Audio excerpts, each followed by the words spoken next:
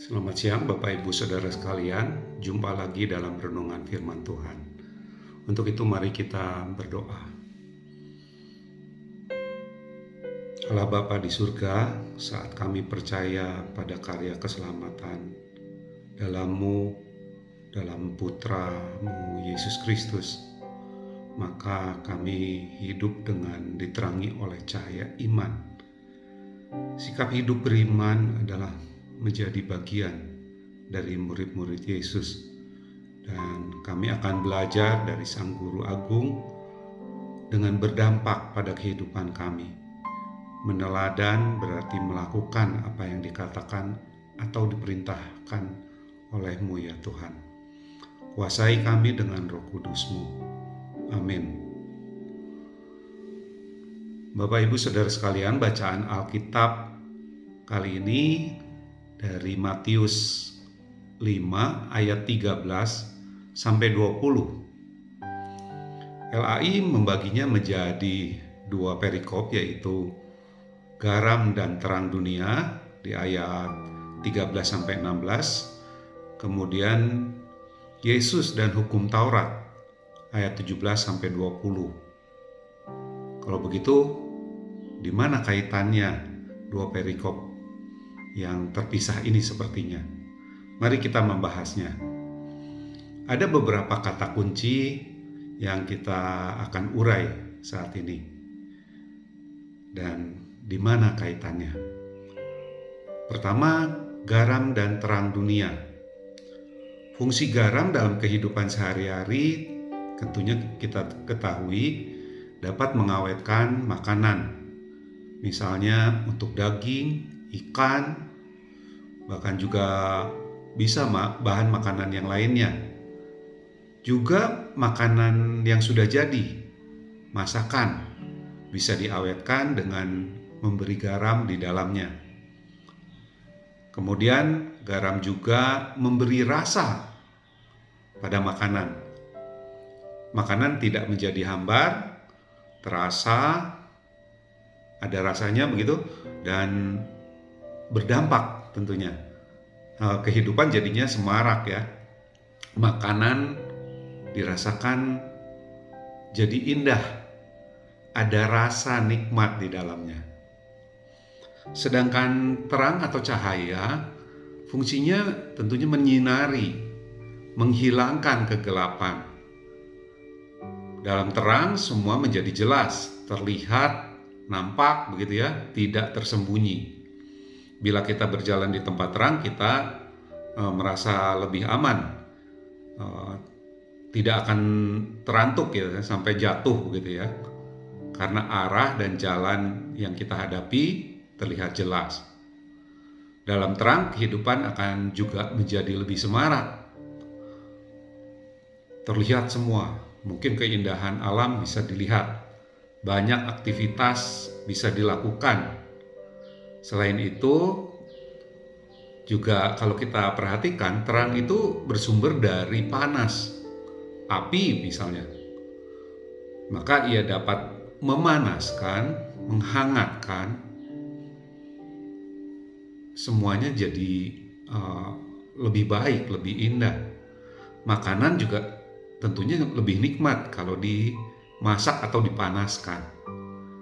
Dengan api juga bisa memurnikan sesuatu, misalnya air yang mungkin tidak murni atau kotor bisa disaring dengan cara dipanaskan, diuapkan kemudian diembunkan begitu ya.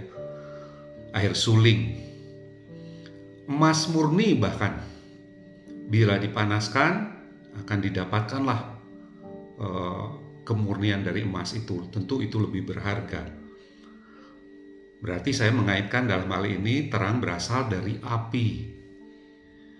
Pelita adalah wadah minyak yang dinyalakan dengan api kemudian ditaruh di atas kaki dian. Posisinya berada di atas.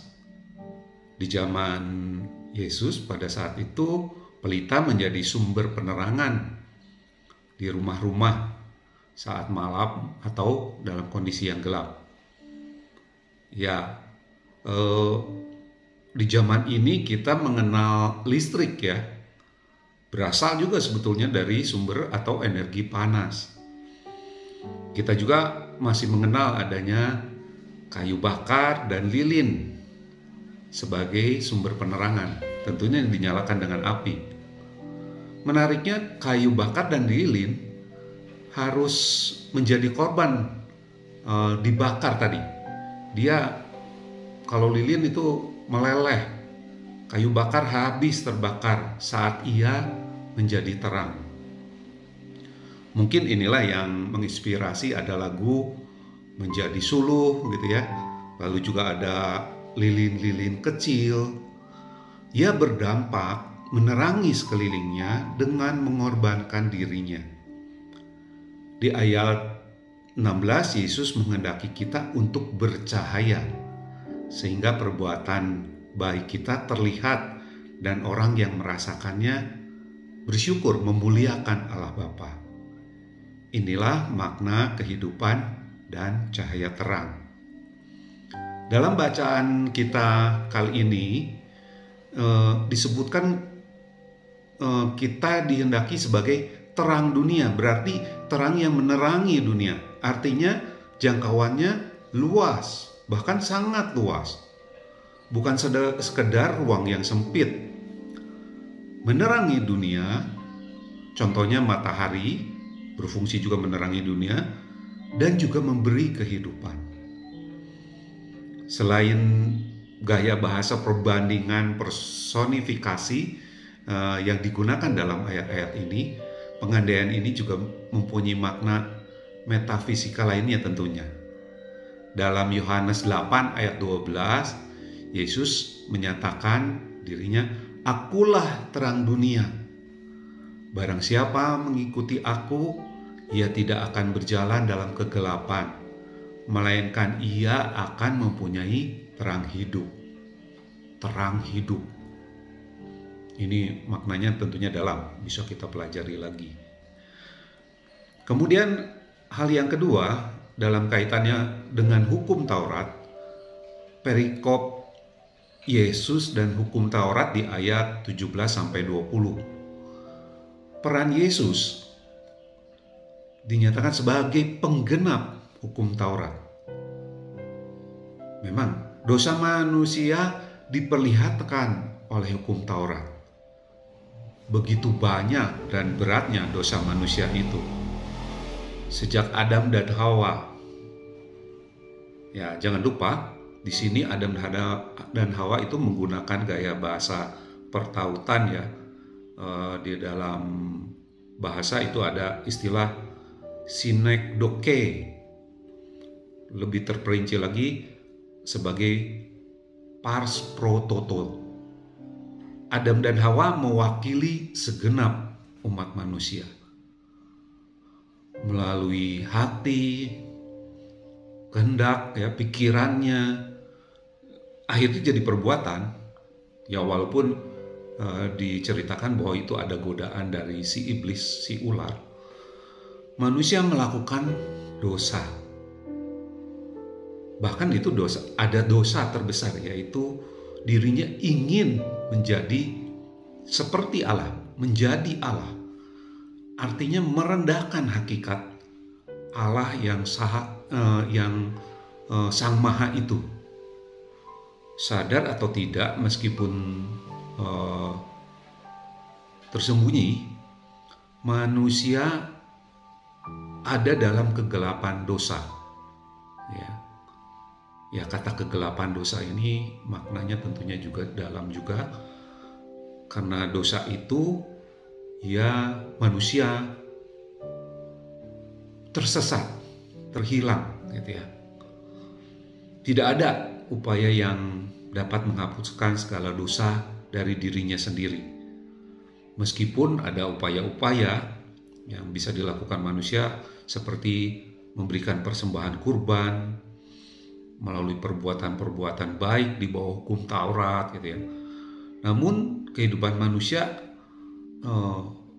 dengan adanya dosa di bawah hukum Taurat tadi menjadi terasing dalam kegelapan tersembunyi. Makanya Adam dan Hawa berupaya untuk menutup aib ya dengan memakai pakaian. Adam dan Hawa malu karena terlanjang. Dia bersembunyi dari penglihatan atau terang kebenaran Allah setelah memakan buah terlarang itu. Memang buah terlarang itu adalah buah pengetahuan baik dan buruk. Karena dosa, kehidupan manusia menjadi hambar. Dengan susah payah harus diupayakan. Tanpa selalu berada dalam kegelapan, tidak ada